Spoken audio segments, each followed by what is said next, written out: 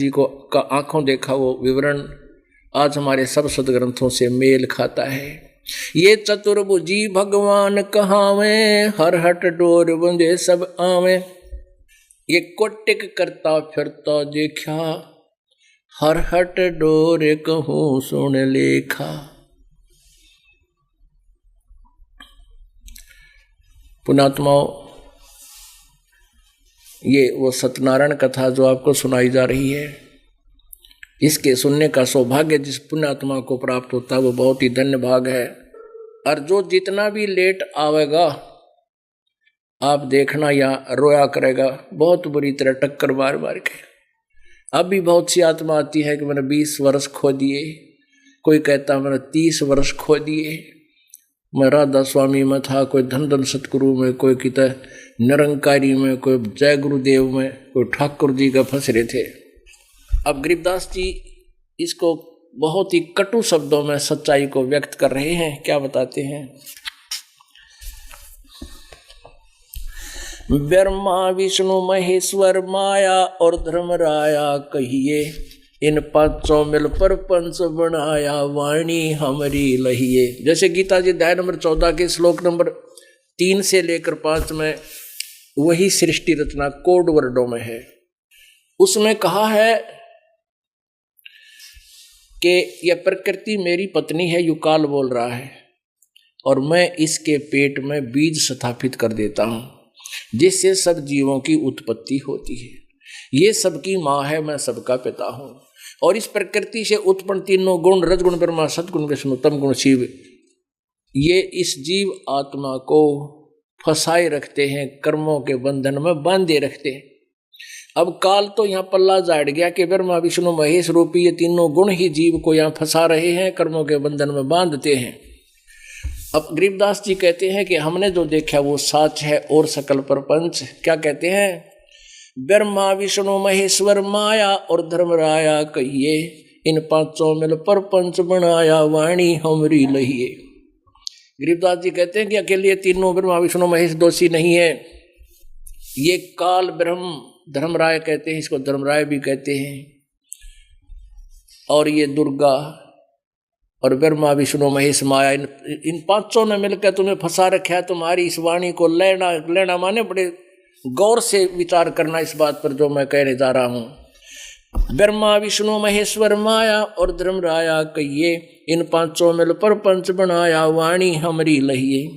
इन पांचों मिल जीव अटकाए, युगन युगन हम आन छुटाए। ओए होए, इन पांचवां ने मिलकर तुम्हें यहाँ फंसा रखा है, और युग युग में जो हमारी शरण में आ गया, सच्ची साधना की, उनके सब संकट भी निवारण किए, उनकी आयु भी एक्सटेंड करके हमने युग युग में आकर उनके बंध छुटवाए, काल से छुटवा के सतलोक ले गए।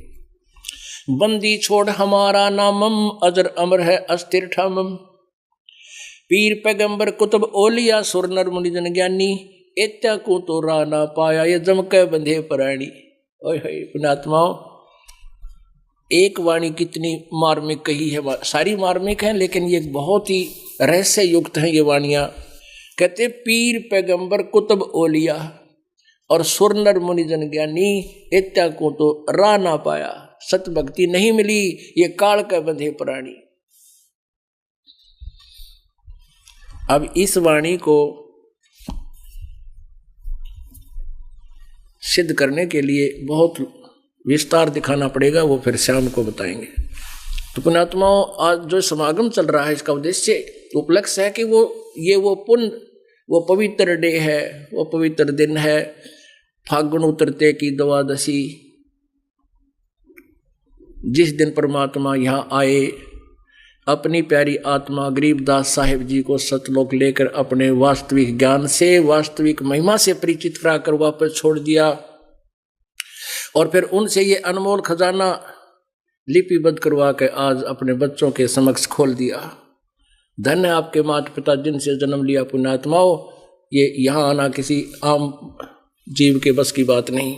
कहते हैं सादा से ती मस्करी और चोरा नाल खुशहाल, ये तो मल अखाड़ा जीतेंगे ये युगन युगन के माल। आप हो युगन युगन के माल, यानी पहले से अपने रिहर्सल करते आ रहे हो, कसरत करते आ रहे हो, अब का बेड़ा पार हो जाएगा। बोलो सतगुरुदेव। परम पिता परमात्मा पूर्ण ब्रह्म सारी सृष्टि के रचनहार कुल मालिक कबीर देव जी अपने सत्यलोक से चलकर आते हैं और हम काल जाल में फंसी हुई आत्माओं को पूर्ण मोक्ष मार्ग का वो ज्ञान कराते हैं। यथार्थ भक्ति अध्यात्म ज्ञान आपको हमको प्रदान कराते हैं, लेकिन काल प्रेरणा से इस ज्योति निरंजन ब्रह्म की प्रेरणा से इसके सुनियोजित जाल में फंसे ही भोली आत्माएं श्रद्धालु जो संत महंत ऋषि महर्षि को पद प्राप्त कर लेते हैं, वो पूरे मानव समाज को भ्रमित करते रहते हैं। परमात्मा आकर यथार्थ ज्ञान देते हैं। वो काल के प्रचारक शास्त्र विरुद्ध लोक वेद ज्ञान जनता को सुना रहे होते हैं। उस लोक वेद ज्ञान को सुनते सुनते, उस लोक वेद को सुनते सुनते सभी उस लोक वेद के ऊपर आरूढ़ हो जाते हैं, क्योंकि एक संत, दूसरा संत, तीसरा संत, सैकड़ों संत ऋषि महर्षि एक ही ज्ञान प्रचार करते हैं, तो श्रद्धालुओं को कोई शंका नहीं रहती कि प्रचार कर रहे हो। परमात्मा जब आते हैं प्रथम बार सत्य ज्ञान का प्रचार करते हैं, उस समय श्रद्धालुओं को भी ऑकवर्ड सा लगता है।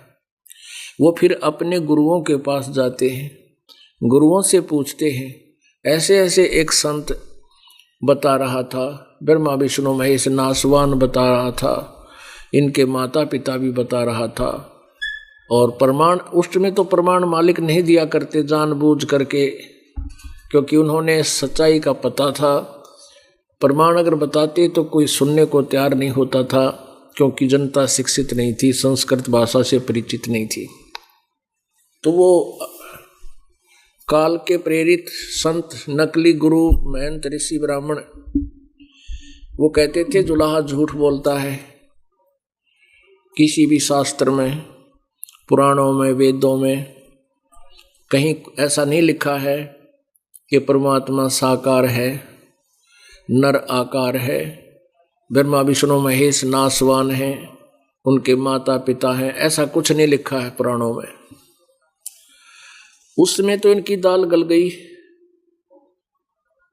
ये कहकर वो सारी जनता को भ्रमित करते रहे कि कबीर अशिक्षित है। कबीर परमेश्वर के बारे में कहते रहे वो अशिक्षित है, संस्कृत भाषा नहीं जानता, ये झूठ बोलता है। ऐसा पुराणों में कहीं नहीं लिखा है कि ब्रह्मा विष्णु महेश का जन्म होता है, इनकी माता है। पुण्यात्मा परमात्मा कबीर परमेश्वर जी कहा करते थे, जैसे आज सुबह के सत्संग में आपने गरीबदास जी की अमरवाणी में जो गॉड गिवन है कबीर परमेश्वर ने गरीबदास जी को प्रदान की हुई थी, उसमें पढ़ा था, पीर पैगंबर कुतुब ओलिया सुर नर मुनि जन ज्ञानी, एत्या को तो राह नहीं पाया, ये काल के बंधे प्राणी। हे परमात्मा, कबीर परमेश्वर जी ने अपनी अमृतवाणी में कहा कि सुर नर मुनि जन 33 करोड़ी, ये बंधे सभी काल की डोरी। और यहां गरीबदास जी कह रहे हैं कि एत्या को तो राह ना पाया, इनको तो भक्ति मार्ग का पता नहीं था। पीर पैगंबर कुतुब ओलिया और सुरनर मुनिजन ज्ञानी, एत्या को तो राह ना पाया, वो जम के बंधे प्राणी। आप जी सत्संग सुन रहे हो किस उपलक्ष्य में? ये फाल्गुन सुदी द्वादशी अर्थात फाल्गुन उत्तरते की दवास, ये वो पवित्र दिवस है जिसके उपलक्ष्य में ये 4 दिवसीय सत्संग हो रहा है। ये वो पवित्र दिवस है जिस दिन परमात्मा सतलोक से आए। आदरणीय गरीबदास साहिब जी को गांव छुड़ानी, जिला झज्जर, हरियाणा प्रांत, भारतवर्ष की पावन भूमि पर वो गरीबदास जी को गांव खेतों में मिले। जब गरीबदास जी गौवें चरा रहे थे, 10 वर्ष की आयु के बालक थे गरीबदास जी, और परमात्मा जी एक जिंदा महात्मा का रूप बना करके वहां उनके पास गए थे। काफी वार्ता हुई दोनों आत्मा और परमात्मा की, गरीबदास जी की और परमेश्वर कबीर जी की। फिर गरीबदास जी को सचखंड सतलोक लेकर गए। ब्रह्मा विष्णु महेश की सतीथि दिखाई, ज्योति निरंजन काल ब्रह्म को साकार रूप में दिखाया, वहां रहता है वो। फिर अपने सतलोक की अपने निज सामर्थ्य से परिचित कराया, सतलोक स्थान से परिचित कराया। उसके बाद गरीबदास साहब जी ने फिर वो वापस छोड़ दिए गए थे गरीबदास जी की आत्मा को। उधर से गांव वालों ने, घर वालों ने, कुल के लोगों ने गरीबदास जी 10 वर्षीय बालक को मृत जानकर अंतिम संस्कार के लिए चिता पर रख दिया था। उसी समय परमात्मा ने वो आत्मा वापस भेज दी और वो चेतन हो गए, खड़े हो गए। उसके बाद ये अमृतवाणी आंखों देखी भगवान की। गरीबदास जी ने अपने वाणी में बोला। एक गोपाल दास नामक दादूपंथी संत ने इसको लिपिबद्ध किया, जो आज हमारे पास उपलब्ध है। ये एफिडेविट दे रखा है गरीबदास साहिब ने। अब पुण्यात्माओं, आप जी को ये प्रमाणित करेंगे कि पुराणों के अंदर पहले से ही लिखा हुआ था कि ब्रह्मा विष्णु महेश के माता पिता हैं, इनकी जन्म मृत्यु होती है। आप जी ने सृष्टि रचना की वाणी में सुना,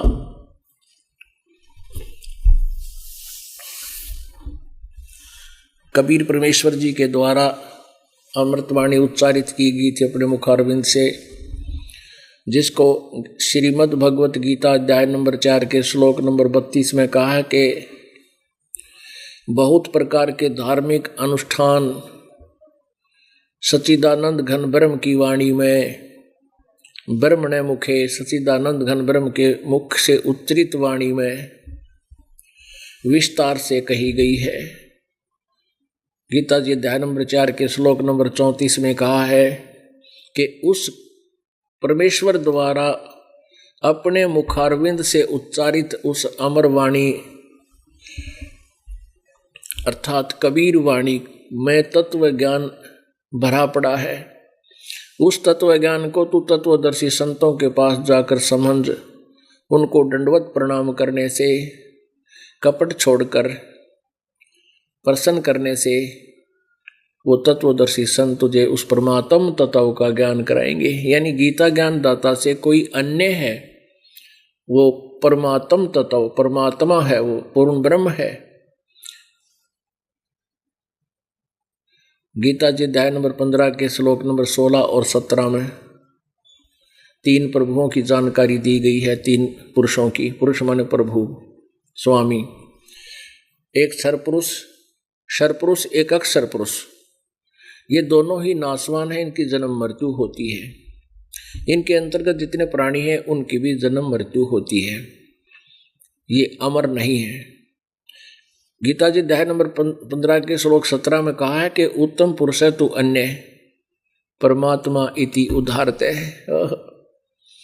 उत्तम पुरुषोत्तम यानी श्रेष्ठ प्रभु, वास्तविक परमात्मा, तो इन दोनों से जो 16 श्लोक में वर्णित है उनसे कोई अन्य है, और उसको परमात्मा इति उदाहरते, वो परमात्मा कहलाता है। और ये लोक त्रयम् आविश्य विवृति अव्यय ईश्वर है, जो तीनों लोकों में प्रवेश करके सबका धारण पोषण करता है, वो है अविनाशी परमात्मा।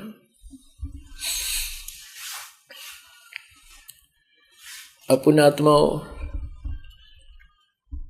गीता जी अध्याय नंबर 4 के श्लोक नंबर 34 में कहा कि उस तत्वदर्शी संत तुझे परमात्म तत्व की जानकारी देंगे, उस परम अक्षर ब्रह्म की जानकारी देंगे, उनसे सुनो। इससे सीधे गीता ज्ञान इनकम्प्लीट है, कंप्लीट नहीं है। इनकम्प्लीट है, अधूरा है, इससे पूर्ण मोक्ष नहीं है। तो उसके लिए परमात्मा स्वयं ही आते हैं, तत्वदर्शी संत की वो स्वयं भूमिका करते हैं।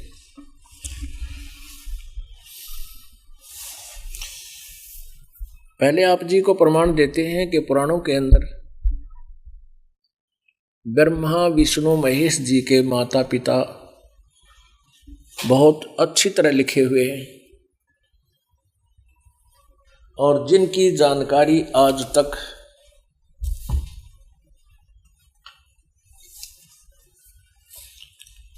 ये हमारे धार्मिक गुरु हमें नहीं बता सके, जबकि ये संस्कृत जानते थे।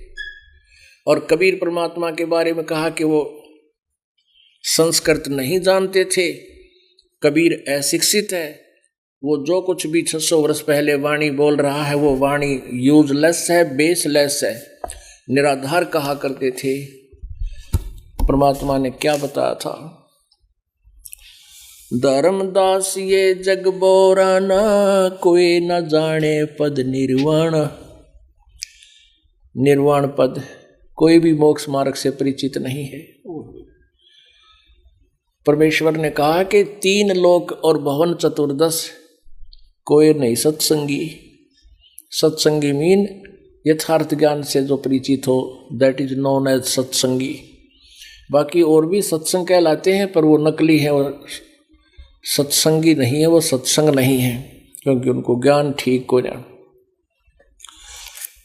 धर्मदास ये जग बोराना, कोई न जाने पद निर्वाण। ये सब संसार विचलित है। धर्मदास जी को परमेश्वर कबीर जी बता रहे हैं। जैसे ऋग्वेद मंडल नंबर 9 सूक्त नंबर 86 मंत्र 26 और 27 में, ऋग्वेद मंडल नंबर 9 सूक्त नंबर 82 के मंत्र 1, 2, 3 में, ऋग्वेद मंडल नंबर 9 सूक्त नंबर 96 के मंत्र 16 से लेकर 20 में, ऋग्वेद मंडल नंबर 9 सूक्त नंबर 20 मंत्र 1 में, ऋग्वेद मंडल नंबर 9 सूक्त नंबर 1 मंत्र नंबर 9 में। वैसे तो परमात्मा ने कहा था 600 वर्ष पहले, वेद मेरा भेद है, मैं ना वेदन के माही, और जौन वेद से मैं मिलूँ वह वेद जानते नहीं। कबीर परमेश्वर ने कहा कि ये वेद मेरी महिमा का गुणगान कर रहे हैं, मेरा भेद दे रहे हैं, पर इन वेदों से मैं वर्णित विधि से, मेथड से मैं प्राप्त नहीं हो सकता। और जौन वेद से मैं मिलूं वो सूक्ष्म वेद है, कहते उसको वेद जानते ना, क्योंकि इन्होंने स्पष्ट कर दिया। यजुर्वेद अध्याय नंबर 40 के श्लोक मंत्र नंबर 10 से लेकर 13 में कहा है कि उस यथार्थ ज्ञान को परमात्मा जन्म लेता है या निराकार है या साकार है, उसकी जानकारी तो तत्वदर्शी संत देगा, उनसे पूछो। तो ये इसमें भी ऑप्शन छोड़ दिया है कि वेद ज्ञान लास्ट में लिख देते हैं नेति नेति देति। नेति मीन न इति न इति न इति, कि हमने जो ज्ञान दिया है ये कंप्लीट नहीं है, इतना ही नहीं है, उसकी महिमा तो और भी बहुत शेष रह जाती है। तो उस शेष महिमा को बताने के लिए परमात्मा स्वयं ही आते हैं, वो सूक्ष्म वेद कबीर वाणी के माध्यम से अपना यथार्थ ज्ञान देते हैं। धर्मदास ये जग बोराना, कोई न जाने पद निर्वाण। यही कारण मैं कथा पसारा, जग से कहिए एक राम नियारा। पुणात्मा, ये वाणी आप जी को सुबह भी सुनाई थी। ये तो नो समझ लो गाय का घी है, जितनी बार रोटी में मिल जाए जब वह ठीक है, खाने में जितनी बार प्रयोग हो जाए बहुत अच्छा।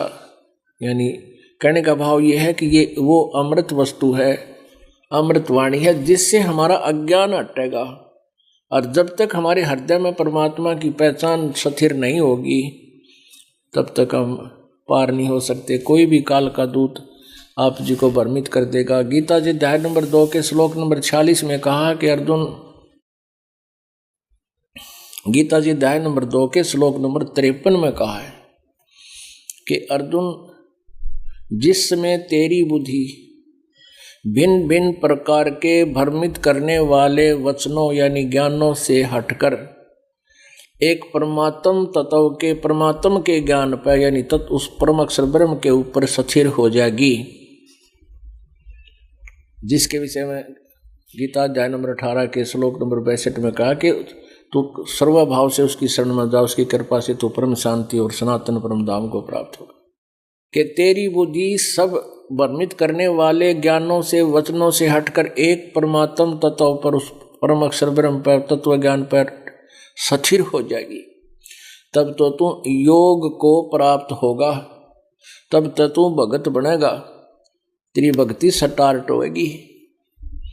तो पुण्यात्माओं, दास का प्रयत्न है कि आप जी को इस भिन्न भिन्न प्रकार के भ्रमित करने वाले वचनों से आपकी मत हटा के एक इस तत्व ज्ञान पर स्थिर कर दूं। और जब तक ये स्थिर नहीं होगी, ठीक आप 2-4 वर्ष लगे भी रहोगे, फिर कोई भ्रमित कर देगा। तो यही काल के जाल है कि परमात्मा से दूर करके वो छोड़ देता है। 2-4 वर्ष आप ये सत साधना कर लेते हो, इसकी बहुत ज़्यादा आपके आध्यात्मिक जो है ना पावर आपके पास हो जाती है, आध्यात्मिक धन आपके पास हो जाता है। आप फिर भक्ति कुछ भी करते रहो, ना करो चाहे बकवाद करो, आपको फिर भी वो पुण्य पिछला मिलता ही रहेगा। जिस कारण से अन्य भक्त भी ये सोच बैठेंगे कि देखो फलाना व्यक्ति गुरु जी से दूर हो गया, उसको कोई आपत्ति नहीं आई, ठीक ठाक रह रहा है। तो इसलिए दास चाहता है कि काल के सारे रास्ते बंद कर दूं, जिधर से वो प्रवेश करके हमारे प्यारी आत्माओं को तोड़ ले जाता है। और कुछ दिनों में आप इतने परिचित हो जाओगे, फिर किसी की नहीं मान सकते थे कुछ भी हो।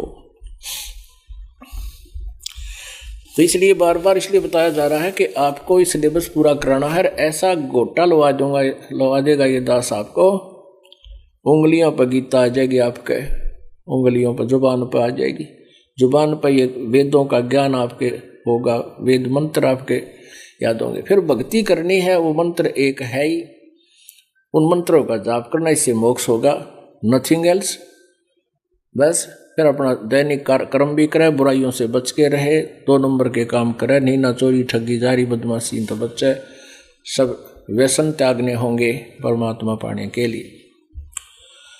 क्या बताते हैं धर्मदास, ये जग बोराना कोई न जाने पद निर्वाणा, यही कारण मैं कथा पसारा, जग से कहिए एक राम नियारा। यही ज्ञान जग जीव सुनावो, सब जीवों का भरम नसाओ।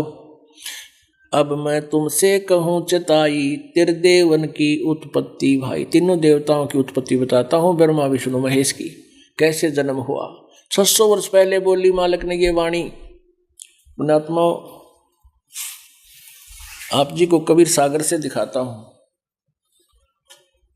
फिर आप जी को और अच्छा दृढ़ होगा, क्योंकि पता चलता रहता हमारे को कोई भक्त कहाँ परेशानी महसूस करते हैं, तो उसके लिए हम कोशिश करते हैं कि आगे से ऐसी कोई भगत को बरमना ना रहे। एक भक्त ने कहा, वो कबीर पंथी था, कि जी आपने जब कबीर सागर में दिखाई ना यह वाणी जो अभी बोल रहे थे, तो मेरा पेटा भर गया, आत्मा गदगद होगी।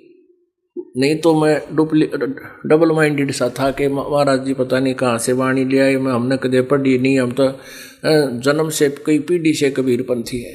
अरे वाह! परमात्मा कहते हैं, कबीर साहब कहते हैं, मन सुन सुन आवे आसी आसी। और देखो पानी में मीन प्यासी, पानी में, जल में मछली भी प्यासी, यानी समुद्र कबीर सागर के पास कबीर पंथी, और फिर भी वस्तु से वंचित। ये देखिएगा कबीर सागर, थोड़ा सा ये दिखाते हैं। संपूर्ण 11 भाग, खेमराज श्री कृष्ण दास प्रकाशन, बंबई। मुद्रक एवं प्रकाशक खेमराज श्री कृष्णदास, अध्यक्ष श्री वेंकटेश्वर प्रेस, खेमराज श्री कृष्णदास मार्ग, मुंबई। इतना सर्वाधा का अधिकार सुरक्षित है। Printed by the Sanjay Bajaj और MS खेमराज श्री कृष्णदास पर प्रोप्राइटर्स, श्री वेंकटेश्वर प्रेस मुंबई, ये इनका पता है।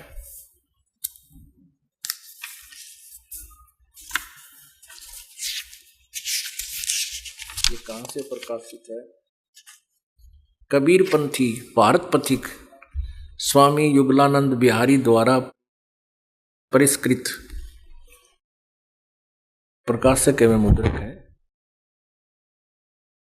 खेमराज श्री कृष्णदास, अध्यक्ष श्री वेंकटेश्वर प्रेस, खेमराज कृष्णदास मार्ग मुंबई। इसमें आपको दिखाते हैं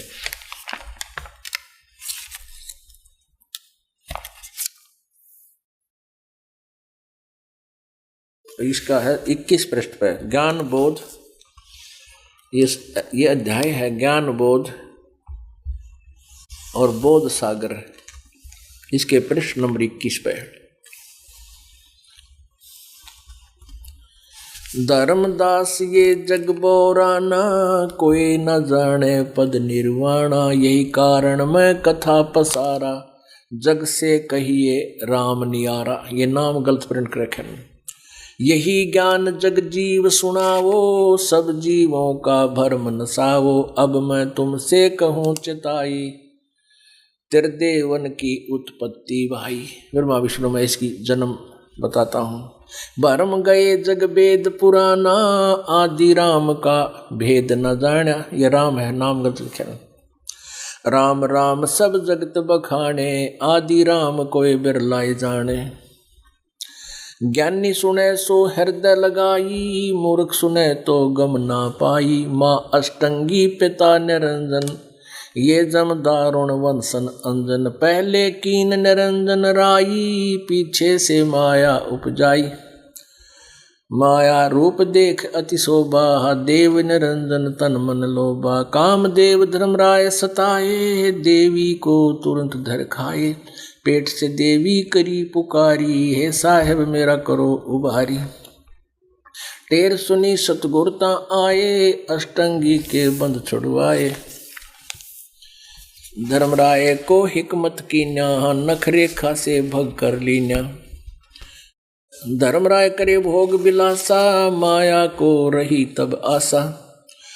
तीन पुत्र अष्टंगी जाए, हे ब्रह्मा विष्णु शिव नाम धराए। तीन देव विस्तार चलावे, इनमें ये जग धोखा खावे। इस काल के पुत्र तीनों रजगुण ब्रह्मा सतगुण विष्णु तमगुण शिव जी कहते हैं इस काल के विस्तार को चला रहे हैं, और इनमें ये सब धोखा खा रहे। भोली आत्मा इन्हीं की पूजा करके।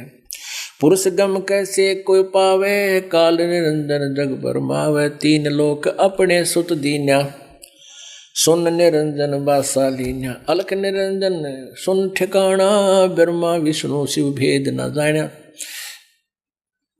ब्रह्मा विष्णु महेश को भी नहीं पता हमारा पिता कौन है और कहाँ रहता है। तीनों देव सो उसको ध्यावे, निरंजन का वे पार न पावे।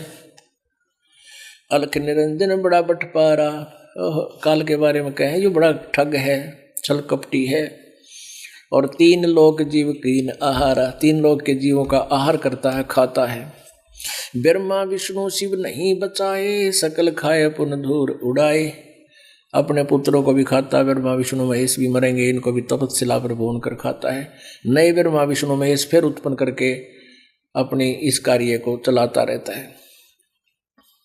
तिनके सुत हैं तीनों देवा, अंदर जीव करते हैं सेवा। कहते इसके पुत्र ये काल के पुत्र हैं तीनों ब्रह्मा विष्णु महेश। और ये ज्ञानहीन व्यक्ति, तत्व ज्ञानहीन अंधे, तत्व ज्ञान नेत्रहीन व्यक्ति इन्हीं की पूजा करते हैं। अकाल पुरुष का हो नहीं चीन्या, काल पाए सभी गए लीन्या। ऐसा राम सकल जग जाने, आदि ब्रह्म को ना पहचाने। तीनों देव असुर अवतारा, ताको भजय सकल संसारा। तीनों गुण का ये विस्तारा, धर्मदास मैं कहूँ पुकारा।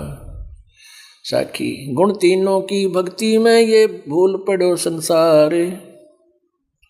कहे कबीर निज नाम बिन, कैसे उतरो पार। अपनात्मा अपने सदग्रंथों में एक अनमोल रतन भरा हुआ है। अनमोल ज्ञान भरा हुआ है। अब हम शिक्षित हैं, पढ़ के निर्णय लेकर अपनी भक्ति करके सतलोक चले जाएंगे।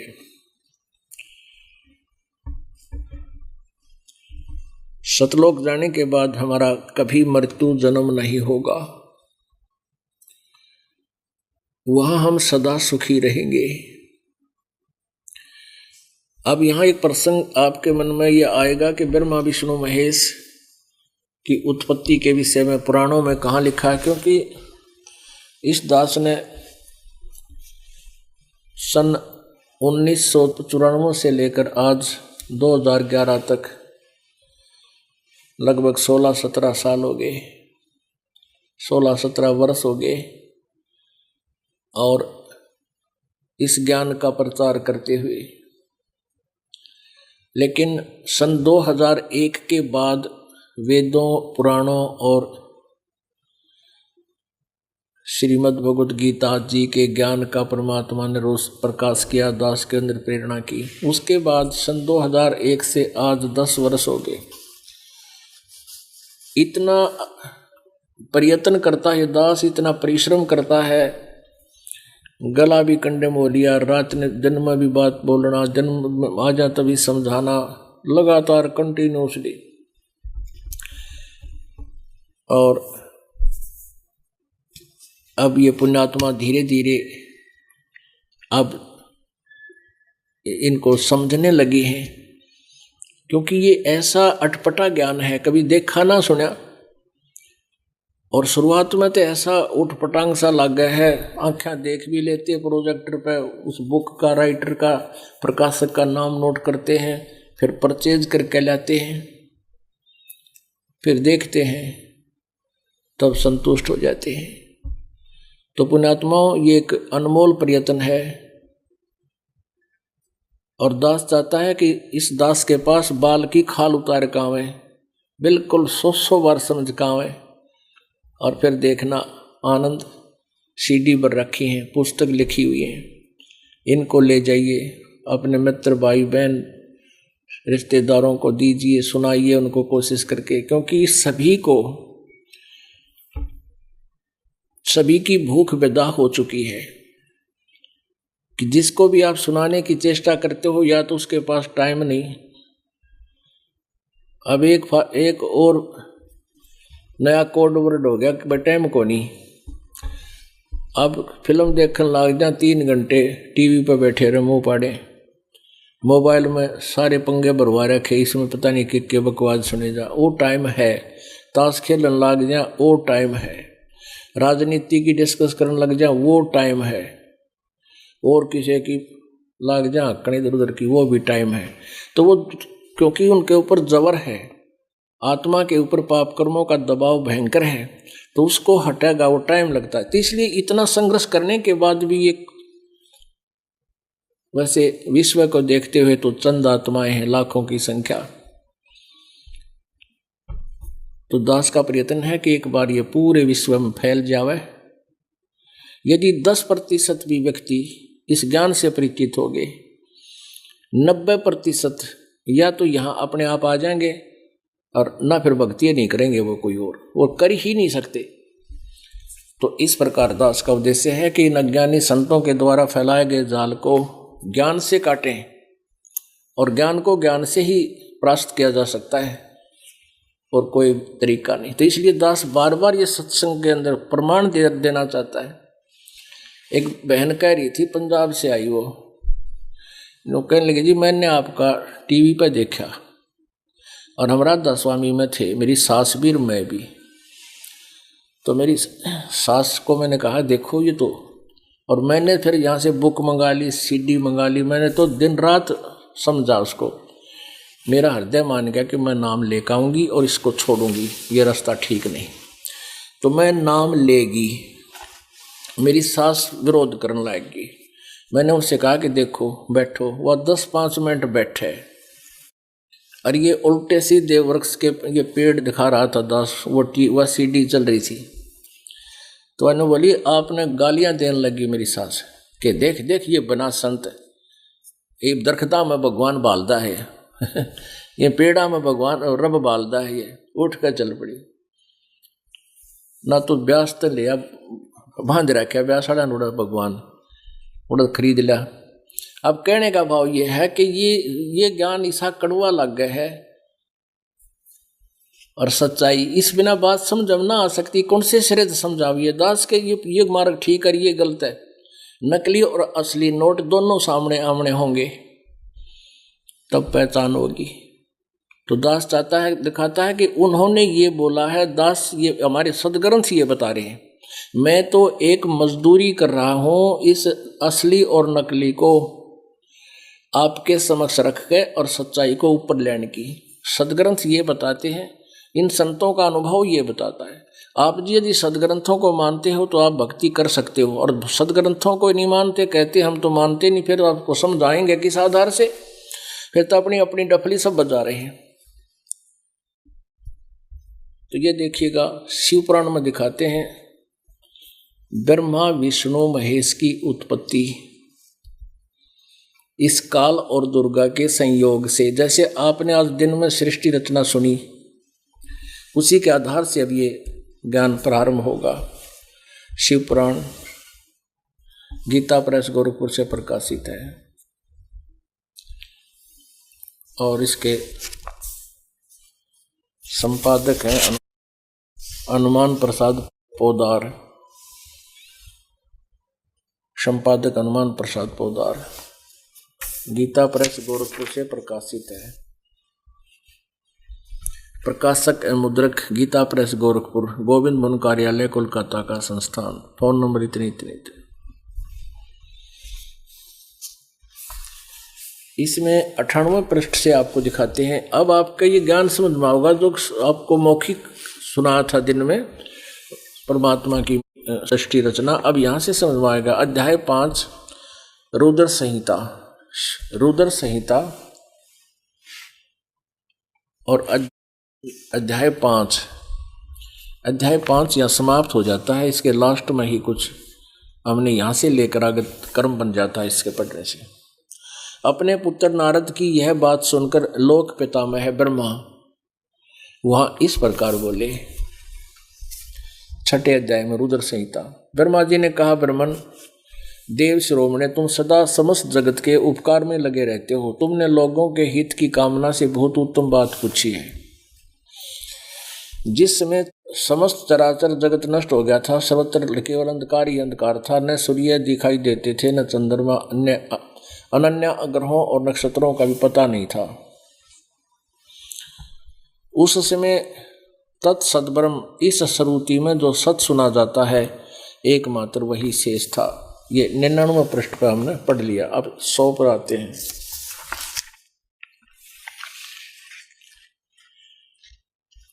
पर जिस पर ब्रह्म के विषय में ब्रह्म के बारे में बताना चाहे, कदे परब्रह्म कहे, हर कदे तत्सद्ब्रह्म कहे। जिस परब्रह्म के विषय में ज्ञान और अज्ञान पूर्ण उक्तियों द्वारा इस प्रकार विकल्प किए जाते हैं, उसने कुछ काल के बाद द्वितीय की इच्छा प्रकट की। उसके भीतर एक से अनेक होने का संकल्प उदित हुआ। तब उस निराकार परमात्मा ने अपनी लीला शक्ति से अपने लिए एक मूर्ति अर्थात आकार की कल्पना की। ये कहते हैं भगवान निराकार था, फिर वो सदा शिव बन गया। जो मूर्ति रहित परम ब्रह्म है, उसकी मूर्ति भगवान सदाशिव है। अब देखिए सदाशिव कौन है। अर्वाचीन और प्राचीन विद्वान उन्हीं को ईश्वर कहते हैं। उस समय एकाकी रहकर सब इच्छानुसार विहार करने वाले उन सदाशिव ने अपने विग्रह से स्वयं ही एक स्वरूप भूता शक्ति की सृष्टि की, जो उनके अपने श्रीअंग से कभी अलग होने वाली नहीं थी। अपने ही विग्रह माने शरीर से उसने एक लड़की औरत निकाली। अब आपको सुना था परमात्मा ने काल के पेट से वह दुर्गा निकाली थी। उस पराशक्ति को प्रधान और प्रकृति दुर्गा को कहते हैं। ये याद रखना, आपके गीता जी में काम आओगा जब दास आपको ब्रह्मा विष्णु महेश की रचना उत्पत्ति दिखाएगा दुर्गा और काल से। उस पराशक्ति को प्रधान प्रकृति गुणवती माया बुद्धि तत्व की जननी तथा विकार रहित बताया गया है। वह शक्ति जगदम्बा अंबिका कही गई है। उसी को प्रकृति फिर दोबारा दोहरा है। प्रकृति सर्वेश्वरी त्रिदेव जननी, ब्रह्मा विष्णु महेश की माँ, तीनों देवताओं की को जन्म देने वाली, नित्या और मूल कारण भी कहते हैं, सदाशिव द्वारा प्रकट की गई उस शक्ति के 8 भुजाएं हैं।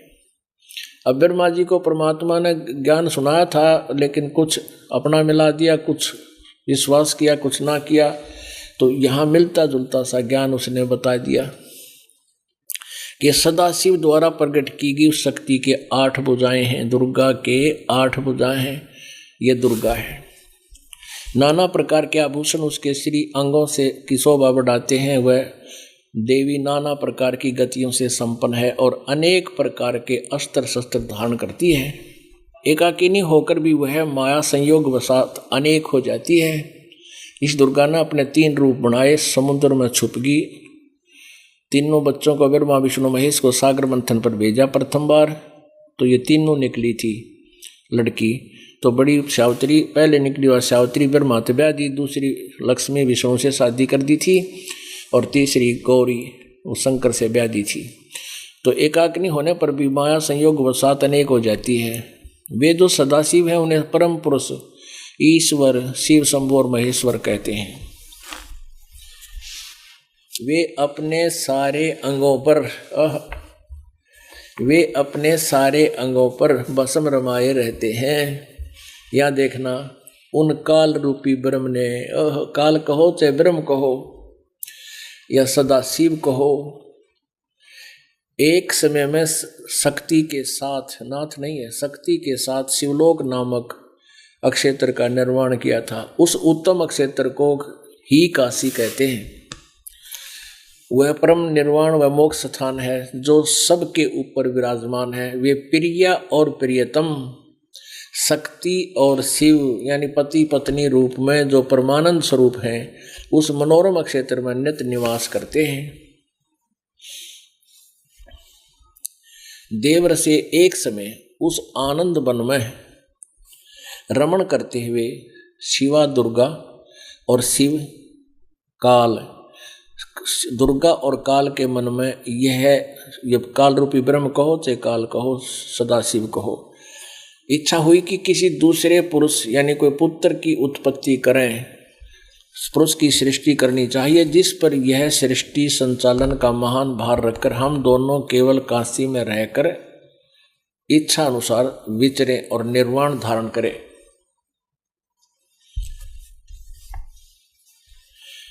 ऐसा निश्चय करके शक्ति सहित सर्वव्यापी परमेश्वर शिव ने अपने वाम भाग के 10वें अंग पर अमृत मल दिया। फिर तो वहां से एक पुरुष प्रकट हुआ। इन्होंने पति पत्नी व्यवहार किया, वहां से एक पुत्र उत्पन्न हुआ, लड़का, उसका के नाम रखा 102 पृष्ठ पे। शिव ने, इस काल ने कहा कि वत्स, व्यापक होने के कारण तुम्हारा विष्णु नाम विख्यात हुआ। हो गया विष्णु का जन्म, वेदों में लिखा आपके समक्ष है कि शिव और काल और दुर्गा से, काल रूपी ब्रह्म से और दुर्गा से विष्णु की उत्पत्ति प्रत्यक्ष हुई, स्पष्ट हुई। यहां देखिएगा, ये 6वां अध्याय समाप्त हो गया। रुद्र संहिता का 7वां देखो। ब्रह्मा जी कहते हैं देव से, तत्पश्चात यानी विष्णु के जन्म के बाद मेरी उत्पत्ति इन दोनों ने की। तत्पश्चात कल्याणकारी परमेश्वर सांब सदाशिव ने, काल रूपी ब्रह्म ने दुर्गा के साथ पूर्वत प्रयत्न करके जैसे विष्णु उत्पन्न किया, मुझे अपने दाहिने अंग से उत्पन्न किया। मुने इस प्रकार महेश्वर ने तुरंत मुझे अपनी माया से मोहित करके नारायण देव यानी विष्णु की नाभि में डाल दिया और लीला पूर्वक मुझे वहां से प्रकट किया। इस प्रकार उस कमल से पुत्र के रूप में मुझ हिरण्यगर्भ का जन्म हुआ। अब यहाँ ये राइटर विचलित हो गया, यहाँ तो गड़बड़ कर गया, ये छुपा गया। विष्णु शिव से शिव की उत्पत्ति, सदा शिव से शिव की उत्पत्ति कैसे बताऊं? लेकिन सच्चाई छुपती नहीं। और भी बहुत प्रमाण है, लेकिन आज सत्संग का उद्देश्य कुछ और है, ये थोड़ा हिंट से देंगे। ये देखिए 110 पृष्ठ पे वही शिव पुराण, ये वही संक्षिप्त शिव पुराण, इसके एक रुद्र संहिता के ही अध्याय 9 में इन चारों का वर्णन है। अध्याय 9 और पृष्ठ